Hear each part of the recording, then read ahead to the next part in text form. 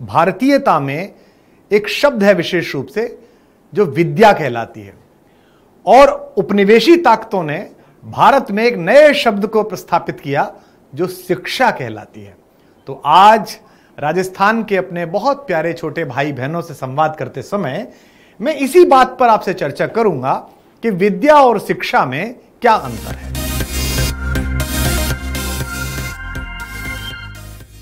महाभारत कालीन अगर पौराणिकी को पढ़ें या राम के समय की पौराणिकी को पढ़ें तो आपको दो प्रकार के शिष्य मिलेंगे और दो ही प्रकार के गुरु मिलेंगे। एक गुरु हैं जो जंगल में रहते हैं और जो एक राजा के साथ पढ़ते हैं, राजा के बेटे के साथ पढ़ते हैं, और उसकी प्राण रक्षा में ये वादा ले लेते हैं उस राजा के बेटे से, राजकुमार से, कि जब मैं राजा बनूंगा तो हम दोनों दोस्त आधा आधा राज्य मिल बांटकर चलाएंगे।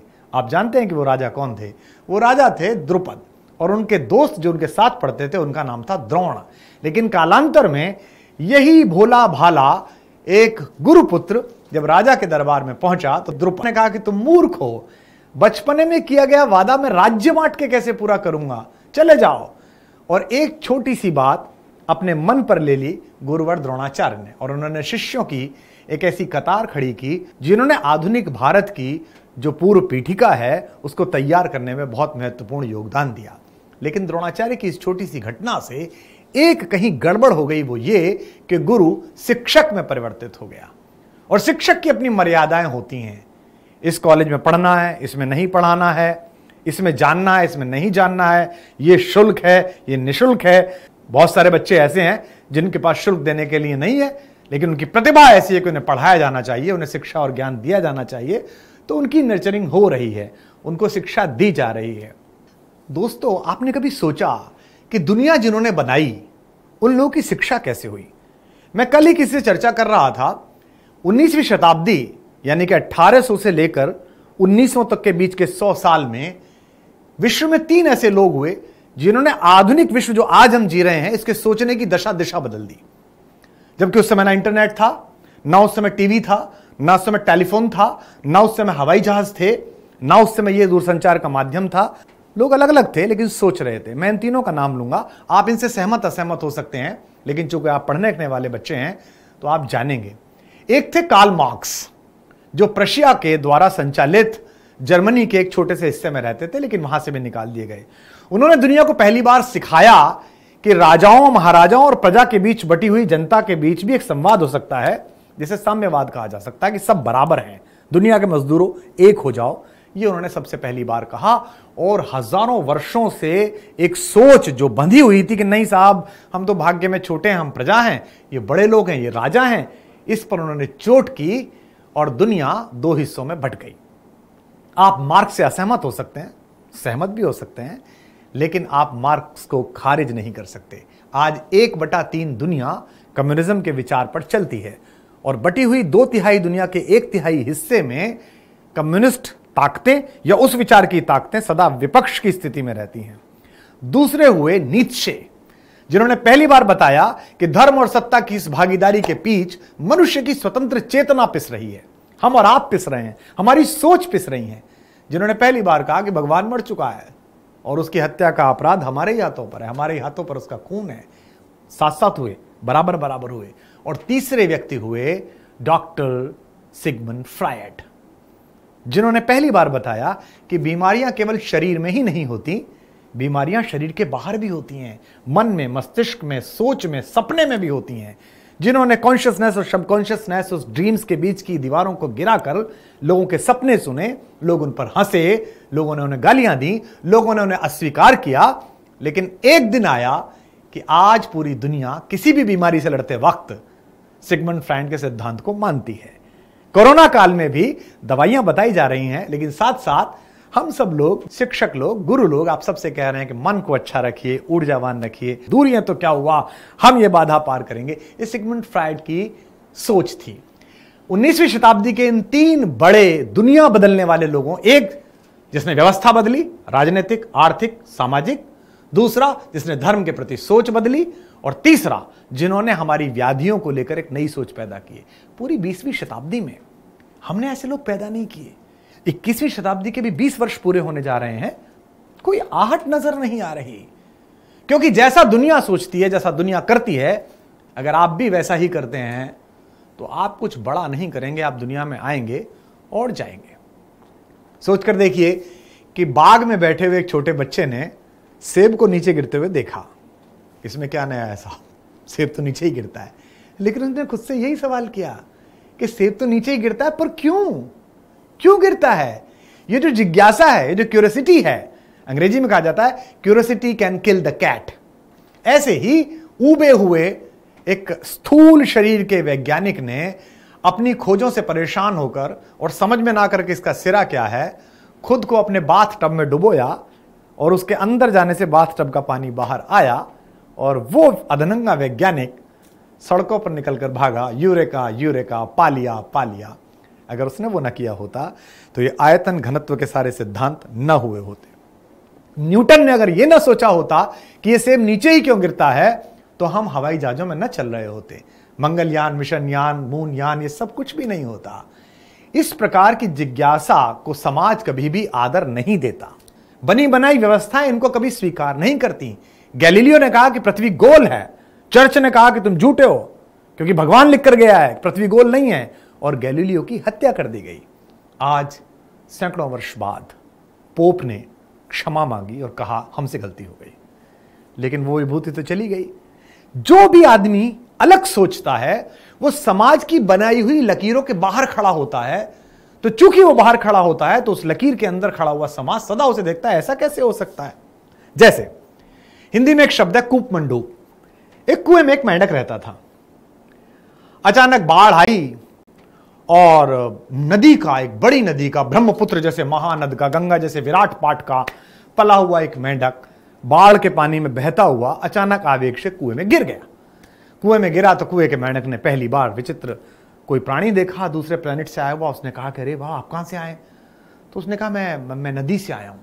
वो सागर की तरफ जा रही थी, सागर नदी के मुहाने पर मैं था। तो उसने कहा सागर, ये क्या होता है? बोले काफी बड़ा पानी होता है। तो कुएं के मेंढक ने अपनी टांगें चौड़ाकर बताया कि इतना पानी होता है? तो सागर के मेंढक ने कहा नहीं बड़ा होता है। तो उसने थोड़ी छलांग मार के कहा कि इतना बड़ा होता है? बोले नहीं थोड़ा और बड़ा होता है। तो उसने एक लंबी छलांग मार के कहा फिर तो बहुत बड़ा होता होगा। बोले नहीं, इससे बड़ा होता है। तो उसने कहा अच्छा कुएं जितना होता है? बोले नहीं, कुएं से बड़ा होता है। उसने कहा झूठ बोलते हो तुम, नंबर 1 के फ्रॉड हो तुम। कुएं से बड़ा कुछ होता ही नहीं। हमारे दादा यहीं पैदा हुए थे, यहीं मरे, वो भी हमें बता के गए थे। उनके दादा हमारे सामने जिंदे थे, हमारे पिताजी भी ये बता रहे थे। क्योंकि उन्होंने कुएं से बाहर का पानी नहीं देखा था। तो कुएं के भीतर का पानी वो है जो आपको शिक्षा देती है, और कुएं से बाहर का पानी वो है जो आपको ज्ञान देता है। एजुकेशन के साथ साथ अगर आपने लर्निंग नहीं ली तो आप कुछ भी नहीं जान सकते। मैं अपने गांव जाता था, आजकल मैं अपने फार्म हाउस जाता हूं, तो जाने से पहले मेरे ऑफिस के लोग ये देखते हैं कि आज मौसम कैसा रहेगा, और वो मुझसे अक्सर कहते हैं कि साहब मौसम विज्ञान की भविष्यवाणी है कि आज शाम गरज के साथ छींटे पड़ेंगे। तो मैं कहता हूं कि अगर मौसम विज्ञान ने कहा है तो मान लो कि 90% नहीं पड़ेंगे, क्योंकि हम ये लगातार सुनते रहे हैं, लेकिन कई बार पढ़ते भी हैं। ये मौसम विज्ञान बहुत ही गंभीर विषय है, इसमें वैज्ञानिक सोच लगती है, भौतिक विज्ञान के नियम लगते हैं, एनवायरमेंटल साइंसेज लगती हैं, इकोलॉजी लगती है, और उसके बाद एक कम दबाव का क्षेत्र, फिर ये गोला यहां से उठेगा, अगर चाल ये रही तो यहां पहुंचेगा। इसके अनुसार एजम्पशंस बनाए जाते हैं जो बहुधा सही ही होते हैं। अब तो काफी कारगर हो गई है ये। लेकिन मैं अपने गांव जाता था और मैं देखता था कि मेरे बड़े ताऊ जी, जिनकी शिक्षा दीक्षा स्कूल में नहीं हुई थी मेरे पिता और चाचा की तरह, वो शाम को मेरे साथ जाते हुए कैसे थे, आज तो राम जी बरसेगा बेटा। तो मैं उनसे पूछता था कि ताऊ राम जी क्यों बरसेगा? तो बताते थे अरे यो नहा रही है पंडाकता। और वो देख लेते थे कि एक छोटी सी पंडाकता नाम की एक छोटी सी चिड़िया धूल में नहा रही है, तो वो देखते थे कि आज पछाए से बरसेगा। कभी बता देते थे कि पूरब से बरसेगा। उन्होंने लंदन स्कूल ऑफ सिस्मोलॉजी में और New York academy of ocean sciences में एमटेक नहीं किया था। उन्होंने अपने अनुभव के आधार पर और पीछे अपने बुजुर्गों से आई हुई ज्ञान की परंपरा से सीखा था कि हवा में अगर इतनी नमी महसूस हो, चिड़िया इस तरफ से मुंह उठाकर सांसें ले, तो इस प्रकार की आहट होने की संभावना है। यानी कि यह ज्ञान है। जैसे इन दिनों कोरोना काल में आप बहुत सारे वीडियोस देख रहे होंगे जिनमें बड़े बड़े एक्सपर्ट्स आपको यह बता रहे हैं कि किचन में कैसे खाना बनाया जाए। मेरी श्रीमती जी भी आजकल, जो कि प्रोफेसर हैं खुद एनवायरमेंटल साइंसेस की, उन वीडियोस को देखकर बहुत सारे खाने बनाती हैं, प्रयोग करती हैं और बाद में उन प्रयोगों को मुझ पे आजमाती हैं, जो कि बहुत अच्छे होते हैं, अच्छी बात भी है। लेकिन मेरी माँ, जो किसी कुकरी क्लास में नहीं गई, जिनके ज़माने में यूट्यूब भी नहीं था, वो हम 5 भाई बहनों के संयुक्त परिवार, उनके ड्राइवर्स, उनके गनर्स, उनके साथ आने वाले उनके स्टाफ के लोग, इन 40-50 लोगों के लिए भी कड़ी बनाती हैं किस दिन हमारे पहुंचने पर, या दाल बनाती हैं, तो मेरी तरफ देखते हुए मसालेदानी से उठाकर जितना नमक डाल देती हैं, ना वो ज़ुबान से 1 इंच नीचे रहता है, ना 1 इंच ऊपर रहता है। ये अनुभव से आया है। ये 78 साल की उंगलियों ने 14-15 साल से माँ के साथ खाना बनाते बनाते 60 साल में सीखा है। इसे ज्ञान कहते हैं। मैं आशा करता हूं कि आप ये अंतर समझ रहे होंगे कि शिक्षा और ज्ञान में क्या अंतर है। अंग्रेजों ने जब इस देश की शिक्षा पद्धति का निर्माण किया और इसे बनाया, तो उनकी इच्छा थी कि दुनिया के 2/3 नक्शे पर फहराने वाला यूनियन जैक ऐसे सेवकों के हाथ में रहे, जो सदा अगर सर उठाएं तो इस झंडे को सलामी देने के लिए उठाएं, चुनौती देने के लिए नहीं। और ऐसा मनोबल और ऐसी मानसिकता तैयार करने के लिए अंग्रेजों ने एक ऐसी शिक्षा पद्धति बनाई जिसमें आज्ञाकारी, अनुशासन प्रिय नौकर तैयार हो सके, जिसमें इंजीनियर तैयार हो सके, साइंटिस्ट तैयार ना हो सके, जिसमें लिपिक तैयार हो सके, लेखक तैयार ना हो सके, जिसमें विरुदावलियां लिखने वाले तैयार हो सकें, विद्रोह की कविता लिखने वाले तैयार ना हो सकें। और इस शिक्षा नीति को वो भारत में सौंप कर चले गए। दुर्भाग्य का विषय है कि 70 वर्ष बाद इनकी सत्ता और उनकी सत्ता, दोनों की सत्ता की प्राथमिकता में शिक्षा नहीं है। और आज जो ये ऐप काम कर रहा है, बेसिकली ये काम इनका था ही नहीं, ये काम स्टेट का था, जिसे राज्य कहते हैं, एक बेनिफिशियरी स्टेट कहते हैं, एक लाभदायक राज्य योजना कहते हैं, जिसके लिए हम वोट देते हैं, जिसके लिए हम टैक्स देते हैं। मैं अगर 100 रुपए कमाता हूं तो 18% जीएसटी देता हूं, 33% इनकम टैक्स देता हूं। इस प्रकार 51% पैसा देने के बाद बचे हुए 49% में भी टैक्स देता हूं, और 100 रुपए में से 15 रुपए में अपना घर चलाता हूं। ये जो 85 रुपए मैंने दिए थे, ये इसीलिए दिए थे ताकि मेरी संततियों को, आपको शिक्षा मिल सके, स्वास्थ्य मिल सके, सड़क मिल सके, पानी मिल सके, बिजली मिल सके।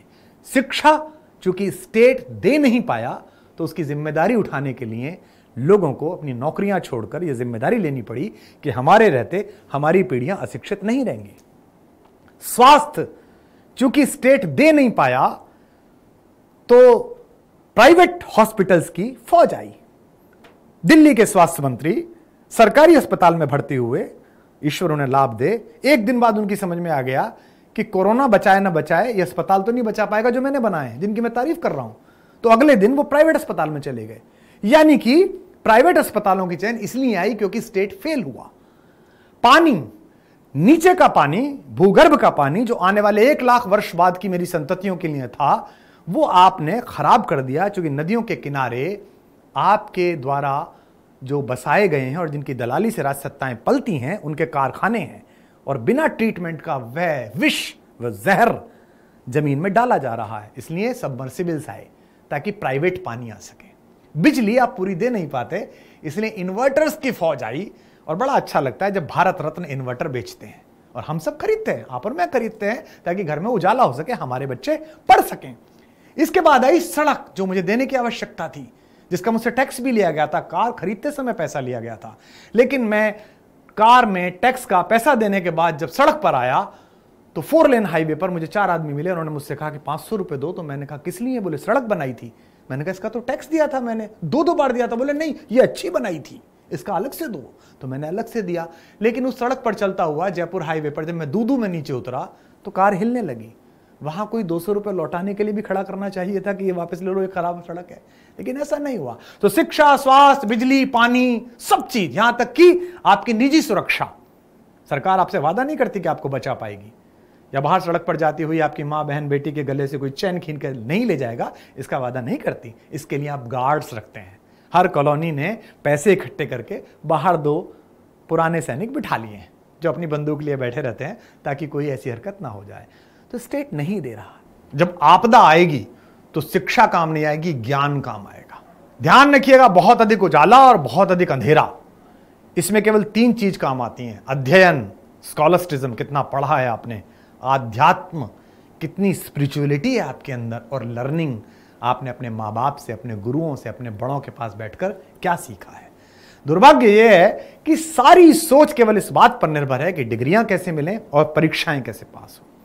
इसलिए भारत सबसे ज्यादा इंजीनियर बना रहा है, लेकिन एक 22 साल का मार्क जुकरबर्ग पैदा नहीं कर पा रहा, जो केवल 12वीं करने के बाद फेसबुक का एक टूल देता है हमें, जिस पर पूरी दुनिया बंद करा जाती है, क्योंकि हम साइंटिस्ट पैदा नहीं कर पा रहे। साइंटिस्ट को पैदा करने के लिए स्टेट को, समाज को जो फ्री माइंड देना पड़ेगा, हर व्यक्ति इन चुनौतियों से लड़कर बाहर निकल आए, यह संभव नहीं होता। मुझे आश्चर्य होता है खबरें सुनकर कि सफलता के इतने आसपास गए हुए लोग आत्महत्या कर लेते हैं।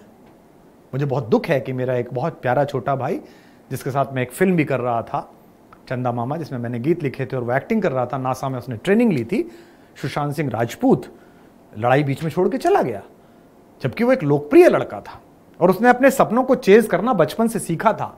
11वीं में तो उसने फिजिक्स ओलंपियाड जीत ली थी भारत भर की। 12वीं करने के बाद उसने 11 इंजीनियरिंग कॉलेज में एडमिशन लिया था और दिल्ली कॉलेज ऑफ इंजीनियरिंग, जो आजकल विश्वविद्यालय है, उसमें उसकी पहले 10 में रैंकिंग आई थी। हालांकि तीसरे साल के बाद वो चला गया था छोड़कर फिल्मों में काम करने के लिए। वहां छोटे पर्दे पे बहुत सफल रहा, फिल्मों में भी बहुत सफल रहा। इसका मतलब क्या है?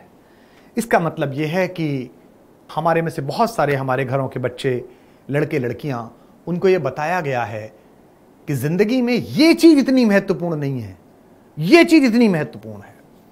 मैं लंदन में था एक सेशन करने के लिए ऐसा ही, और वहां लगभग 2 दिन का सेशन था, लोग अपने सवाल जवाब पूछते थे। तो जो कराने वाले थे वो देश के बहुत बड़े उद्योगपति हैं, लंदन में रहते हैं। उन्होंने मुझसे कहा कि हमारे एक परिचित हैं बॉम्बे के, वो पब्लिक में सवाल नहीं पूछ सकते पर्चे से, वो आपको मिलना चाहेंगे। तो मैं मिला तो एक 60-62 साल की महिला थी और एक 67-68 साल के एक सज्जन थे। दोनों आए और दोनों बड़े उदास थे। मैंने कहा कहिए अंकल। तो उन्होंने मुझे बताया कि मैं IIT में पढ़ाता था बेटा, और मेरी वाइफ हैं ये कॉलेज में पढ़ाती थी। हम दोनों ने मिलकर अपने इकलौते बेटे को, एक बेटी थी उसकी शादी कर दी।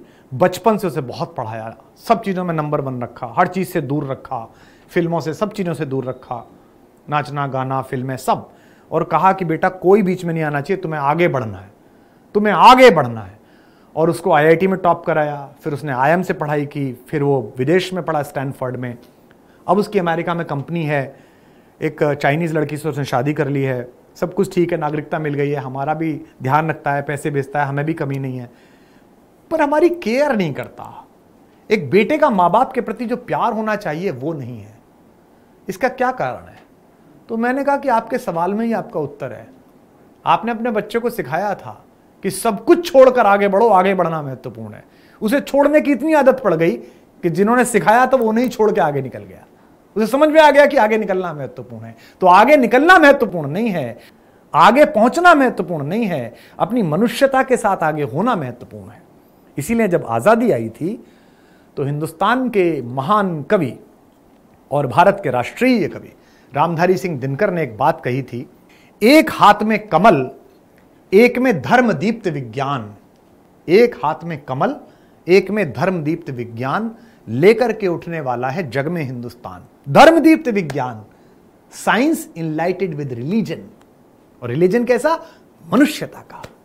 E=mc² साइंस है, लेकिन E=mc² में मनुष्यता जुड़ी होती तो हिरोशिमा नागासाकी पर बम ना गिरता, क्योंकि उसमें मनुष्यता नहीं थी, इसलिए बम गिरा गया और लाखों लोग मारे गए, और लाखों लोग आज तक भी वहां परेशान हैं।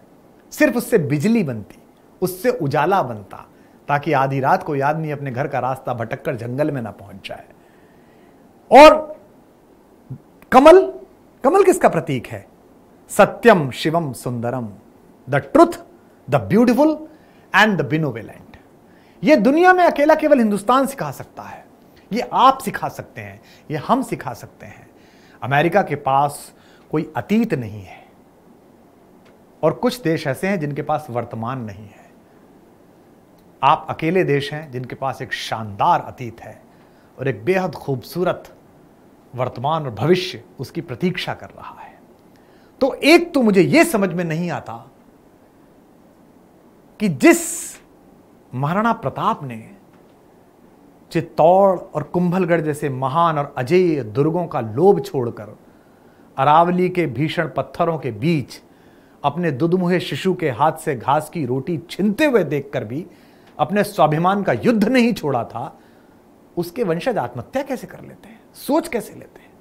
मुझे यह समझ में नहीं आता कि स्वयं को अजय और जिल्ले सुभानी मानने वाले मुगल साम्राज्य के आखिरी आदमी औरंगजेब को बीजापुर में एक घटिया मौत देने वाले, केवल एक मां और गुरु के आशीर्वाद से संकल्पित शिवाजी महाराज के वंशज आत्महत्या कैसे कर लेते हैं?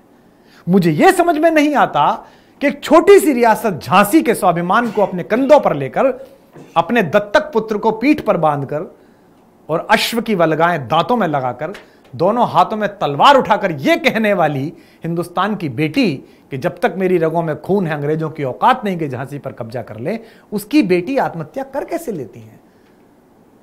मुझे यह समझ में नहीं आता कि 4 साल की उम्र में खेत में डंडियां बोने पर अपने पिता से पूछे जाने पर कि क्या कर रहे हो, तो ये जवाब देने वाला कि बंदूकें बो रहा हूं, बड़े होकर अंग्रेजों को मारूंगा। ऐसे भगत सिंह जिन 23 साल की उम्र में जो फांसी के फंदे पर झूलते हैं, उनके वंशज ड्रग्स की चपेट में रिहैब जाते हैं, आत्महत्या कर लेते हैं। मुझे यह समझ में नहीं आता कि अल्फ्रेड पार्क में अपने माउजर की आखिरी गोली तक लड़ने वाले और आखिरी गोली अपने सिर में उतारकर यह कहने वाले कि भारत की फिजाओं को सदा याद रहूंगा, आजाद था, आजाद हूं, आजाद रहूंगा, ऐसे चंद्रशेखर आजाद के वंशज आत्महत्या कर लेते हैं। मुझे यह समझ में नहीं आता कि जलियांवाला बाग में 19 साल की उम्र में अपने सामने एक नृशंस हत्याकांड देखने पर लंदन पानी के जहाज से जाकर 21 साल प्रतीक्षा करने के बाद जनरल डायर की छाती में गोली मारने वाले ऊधम सिंह के वंशज आत्महत्या कर लेते हैं। इसका मतलब यह है कि आपने अपने खानदान का इतिहास ठीक से नहीं पढ़ा। इसका मतलब यह है कि आपके लिए हीरो हीरोइन हैरी पॉटर है। इसका मतलब यह है कि नेटफ्लिक्स, अमेजन, फ्लिपकार्ट के सहारे उतरती हुई दुनिया के रोमांच को आप सच समझते हो। मेरे दोस्तों, ये पश्चिम आपसे सब कुछ छीन कर ले गया है। मुझे दुख होता है कि मैं इंग्लैंड जाता हूं तो लंदन के पुराने किले में 18 पाउंड लेकर, हमसे पैसे लेकर, हमारी ही गोलकुंडा की खान से निकला हुआ कोहिनूर हीरा हमें दिखाया जाता है। और मैंने गाइड से पूछा कि यहां कैसे आया, तो गाइड ने पूछा this was gifted to our queen. अच्छा, चोर को लोग भेंट करते हैं क्या? आप हमारे डकैती डालने आए थे, ये आखिरी चीज और रह गई थी, इस और ले जाइएगा। चुरा कर आप ले गए हैं, चोटे आप हैं, डकैत आप हैं। हमारी सरकारों की औकात नहीं है कि उनके गले पे हाथ डाल के कह सकें कि हमारा सामान है वापस दो, और हमें वो देखना पड़ता है। मैं गया और मेरे साथ के स्टाफ के जो लोग थे उन्हें कोहिनूर देखना था, मैं तो देख चुका था। तो मैं चूंकि बड़ा था तो मैंने 18 पाउंड के 10 लोगों के टिकट दिए, 180 रुपए। तो वो गिनने लगा बार बार, तो मैंने कहा काट ले, हम अपने ही दे रहे हैं, अपना ही देखने के लिए, रख ले इसे, 20 रुपए तू भी रख ले इसे। यानी कि पश्चिम हमसे सब ले गया। पश्चिम 1000 साल तक हमारा स्वाभिमान ले गया। पश्चिम 1000 साल तक हमारी प्राच्य विद्याएं ले गया। पश्चिम 1000 साल तक हमारी लड़ाई लड़ने की शक्ति ले गया। हमने आज़ादी जब लड़ी तो थके मन से लड़ी, इसलिए कुछ लोग लड़े, वरना कुछ लोग तो राय बहादुरी रहे, सर और नाइटी बनते रहे। प्रजा सुधार समितियां रहीं इस देश में। ये देश अजीब है, इसमें शहीदों का आकलन तो होता ही नहीं। सुभाष कहाँ रह गया याद नहीं रखता, गद्दार कौन थे ये भी याद नहीं रखता। अजीब हाजमा और अजीब स्मृति है इस देश की। आखिरी चीज बची है इस देश के पास, वो है इस देश की जवानी, जो ख्वाबों से बलबलाती है। जवानी देश बनाती है, जवानी समाज बनाती है। कोरोना में सबसे ज्यादा मृत्यु हुई हैं यूरोप के उन देशों में जहां युवा कम हैं, स्पेन में, इटली में, जर्मनी में, जहां बूढ़े ज्यादा हैं। और भारत कमोबेश बचा हुआ है। सरकारों की कृपा नहीं है, उनकी कृपा तो पूरी हो जाए तो वो दूसरा इटली बनाए। हमारी खुद की इम्यूनिटी जो हमने खाया है, क्योंकि वह स्वस्थ हवा है, साफ स्वच्छ वातावरण है, स्वस्थ शरीर है। कोरोना को स्पेस मिला तो सरपट दौड़ा। यहां तो पहले से पान मसाला गले में था और गोलगप्पे खा रखे थे हमने टाटरी के, तो कोरोना गड़बड़ा गया कि किनके यहां आ गया हूं मैं, ये तो पहले से ही बहुत कलाकार लोग हैं। तो रुका इसलिए क्योंकि हमारी युवाओं की इम्यूनिटी ज्यादा है, हमारे देश की इम्यूनिटी ज्यादा है। उस पर वार करने के लिए एक नए प्रयोग प्रारंभ किया गया है कि आपको यह बताया जाए कि ये जो सब ज्ञान है यही सत्य है। दोस्तों, ये शिक्षा है और ज्ञान ये है कि आप अजेय परंपरा के वंशज हैं। ज्ञान ये है कि आप आखिरी सांस और आखिरी आदमी तक लड़ने वाली कौम के प्रतिनिधि हैं। ज्ञान ये है कि यहां 8 साल का बच्चा अष्टावक्र भी अपने युग के सबसे बड़े महाज्ञानी राजा जनक के दरबार में जाता है तो उसके ज्ञान से प्रभावित होकर विदेह राज जनक अपना आसन छोड़कर नीचे उतर का स्वागत करते हैं। ज्ञान यह है कि यहां का आरुणी अपने गुरु धौम्य की आज्ञा मानकर जब देखता है कि मेंढ में से पानी गिरस रहा है और उसे हटा नहीं सकता तो खुद की ही दीवार में चिनाई कर देता है ताकि गुरु के खेत में पानी ना बढ़ जाए। ज्ञान यह है कि यहां अपने गुरु की आज्ञा पर, अपने पिता की आज्ञा पर अपने जीवन को न्यौछावर कर देने वाले 10 गुरुओं की परंपरा है। दशमेश पिता गुरु गोविंद सिंह जी की परंपरा है। तो मैं केवल जामवंत हूं, आप सब हनुमान हैं। आज के इस सेशन में मैं आपसे यह कहने आया हूं, का चुप साध रहे बलवाना। ये जो परीक्षा है जिनकी आप तैयारी कर रहे हो, बहुत छोटी चीजें हैं, थोड़ा सा ध्यान दीजिए, लगे जाइए, बस इसको निपटा दीजिए, ऑनलाइन निपटा दीजिए। कहते हैं ना ऑनलाइन निपटा दिया, जो लूडो ऑनलाइन निपटती है, ऑनलाइन निपटा दीजिए। ये 100% रिजल्ट पाएंगे आप, 100% रिजल्ट पाएंगे। बहुत छोटी परीक्षा है। इसके बाद दुनिया का दूसरा वितान आपकी प्रतीक्षा कर रहा है, दुनिया की दूसरी चीजें प्रतीक्षा कर रही हैं। और ध्यान रखिए, अगर 19वीं शताब्दी इंग्लैंड की थी, अगर 20वीं शताब्दी अमेरिका की थी, तो 21वीं शताब्दी 200% भारत की है। किसी की मां ने दूध नहीं पिलाया जो इस देश की प्रगति को रोक सके। अंदर ही कुछ लोग जरूर हैं जो कर देते हैं। युद्धों में कभी नहीं हारे हम, डरते हैं छलछंदों से, हर बार पराजय पाई है अपने घर के जयचंदों से, हमारे कवि ने कहा। लेकिन आपके अंदर जो आवेश है, आपके अंदर जो मिट्टी है, आपके अंदर जो कस्बाई एक लड़का लड़की है, वो आकाश छूना चाहता है। और यही प्रगति का कारण है। प्रगति अमीरों के कारण नहीं होती, प्रगति बेहद गरीबों के कारण नहीं होती, क्योंकि दोनों की महत्वाकांक्षाओं के सिरे सिकुड़ गए हैं। जो बहुत गरीब है वो बहुत महत्वाकांक्षी इसलिए बहुधा नहीं होता, वो सोचता है कि कितना पार करूंगा इसे। और जो बहुत अमीर है उसकी महत्वाकांक्षाओं का आकाश तो वैसे ही सिकुड़ जाता है, वो अपने आप ही अपना एक छोटा सा दुनिया बना लेता है कि ठीक है। इसके बीच में जो 80% भारतीय फंसे हुए हैं, बल्कि ज्यादा मैं कहूंगा, ये है जो देश का इंजन होते हैं। इनके पास अगर साइकिल के पैसे नहीं है तो ये ख्वाब देखते हैं 10वीं क्लास से कि मैं साइकिल खरीदूंगा। साइकिल खरीदने के बाद कुछ दिन बाद एक ख्वाब देखते हैं कि एक मोपेड लूंगा पुरानी, फिर ख्वाब देखते हैं कि मोटरसाइकिल कब लूंगा, उसके बाद ख्वाब देखते हैं कि अल्टो कब लूंगा, उसके बाद ख्वाब देखते हैं कि इसे बड़ी इनोवा में कब तब्दील करूंगा, फिर ख्वाब देखते हैं कि मर्सिडीज कब दूंगा, फिर ख्वाब देखते हैं कि मैबैक कब लूंगा, और फिर ख्वाब देखते हैं थोड़ा और मेहनत करूं तो एक 5 सीटर जहाज भी ले लूंगा, अपने गांव जहाज से जाया करूंगा, अपने शहर जहाज से जाया करूंगा। ये जो सपनों का ईंधन है, जो उम्मीदों की भट्टी में डाला जाता है, इसी से देश की रेल पटरी पर दौड़ती है और देश प्रगतिशील कहलाता है। ये दूरियों के दिन है, कुछ दिन में सिमट जाएंगे, क्योंकि प्रकृति हमको बताना चाहती है। और राजस्थान तो वो प्रदेश है जहां प्रकृति की बेहद इज्जत की जाती है। अगर दुनिया के किसी ठंडे प्रदेश के किसी नागरिक को बुलाकर अरावली की पहाड़ियों में घुमाया जाए, गोगुंदा के आसपास घुमाया जाए और उससे कहा जाए कि इन पहाड़ियों पर इतने लाखों लोग कुर्बान हुए, तो वो कहेगा अरे इस पर क्यों कुर्बान हुए, इसमें ऐसा क्या खास है। क्योंकि वो स्वाभिमान की कीमत नहीं जानता जो माँ के आंचल पर किसी विधर्मी या विदेशी के पैर धरने पर टूटता है, अंदर से टूटता है। उसकी लड़ाई के लिए राजस्थान खड़ा हुआ है। राजस्थान से वो प्रदेश है जो पेड़ों को कटने से बचाने के लिए उस पर लिपट जाता है, जो एक मृग के एक मद्यप अभिनेता द्वारा मारे जाने पर उसकी लड़ाई दशकों तक लड़ता है। तो राजस्थान अपने पशुओं को, पक्षियों को, प्रकृति को आदर देना जानता है। मेरा सौभाग्य है कि मेरी निर्मिति में राजस्थान का बेहद योगदान है। और राजस्थानी शौर्य और आखिरी व्यक्ति तक जूझने की, सर कटने पर धड़ युद्ध करे ऐसी जाबाज जवानी को, मतलब आप देखिए कि सर कट गया, उसके बाद भी सेनापति गोरा ने अपना युद्ध जारी रखा। आपने पढ़ा होगा महाराणा रतन सिंह के सेनापति गोरा ने, और सामने जो खिलजी का सेनापति था उसका सिर काट दिया था आपने एक बार से। ऐसा जाबाज राजस्थान, वहां के किसी युवक युवती के मन में उदासी आए स्वीकार्य नहीं है। राजस्थान भी क्षमा नहीं करेगा और भारत माता तो शर्मिंदा होगी ही। तो आप सबसे अनुरोध है कि तैयारी करते रहिएगा, मुस्कुराते रहिएगा। और जीवन के कालखंड बटे हुए हैं। बचपन में खिलौने, जवानी में जोश और बुढ़ापे में आदमी का धन साथ देता है। ओम प्रकाश आदित्य की कविता है। बचपन में खिलौने, जवानी में जोश और बुढ़ापे में आदमी का धन साथ देता है। हिम्मत के हथियार हाथ से जो छूटे तो ना तन साथ देता है ना मन साथ देता है। तो एक चीज आप ध्यान रखिएगा कि हर चीज का समय नियत है। बचपन की सारी शरारतों को अगर आप बुढ़ापे में करेंगे तो लोग मूर्ख कहेंगे।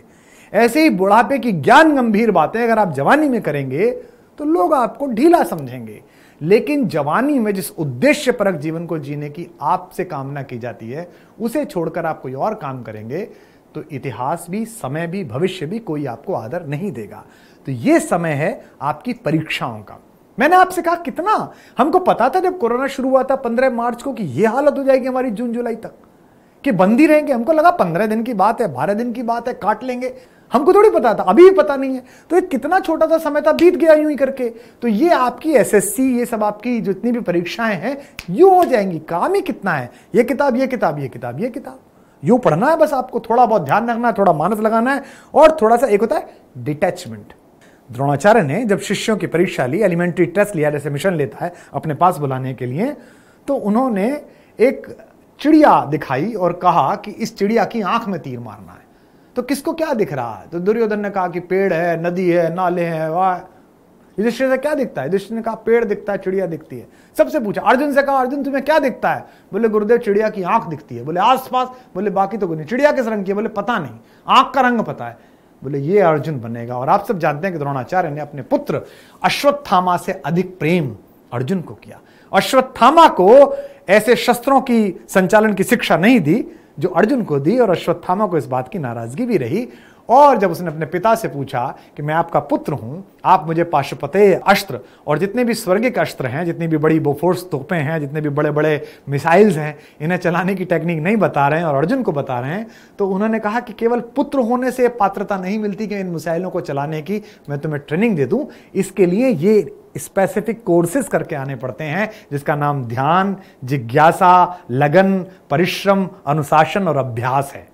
इन 6 पाठ्यक्रमों से अगर आप नहीं गुजरे हो तो आपको किसी बड़े अस्त्र को चलाने की योग्यता नहीं दी जाएगी। तो अगर आप चाहते हैं कि राजस्थान सरकार, उत्तर प्रदेश सरकार या भारत सरकार या किसी भी एक नौकरी में आप किसी केबिन में बैठकर, किसी जगह बैठकर, किसी पद पर बैठकर कोई चीज चला रहे हो, चाहे उसका नाम जिला हो, चाहे उसका नाम तहसील हो, और चाहे पटवारी के रूप में गांव हो, जो भी आप काम कर रहे हैं, तो आपको ये 3, 4, 5, 6 परीक्षाओं के छोटे छोटे कॉर्नर घूम के आने पड़ेंगे। जैसे कि हमारे राजस्थान में जो प्रदर्शनियां लगती हैं, मेला लगता है, उसमें झूला बाहर नहीं लगता, बीचों बीच लगता है। तो झूले की रोशनियों में घूमती हुई गांव की किशोरियों को देखने का अवसर तभी मिलेगा जब पास की जगह से, मौत के कुएं की बगल से निकलकर आप वहां तक पहुंचेंगे। अगर आप सोचते हैं कि सीधे वहां पहुंच जाएं तो ना रोशनी बचेगी ना मेला बचेगा। मेला लगता रहेगा, मिलते रहेंगे मिशन पर। बहुत बहुत शुक्रिया, धन्यवाद, नमस्कार।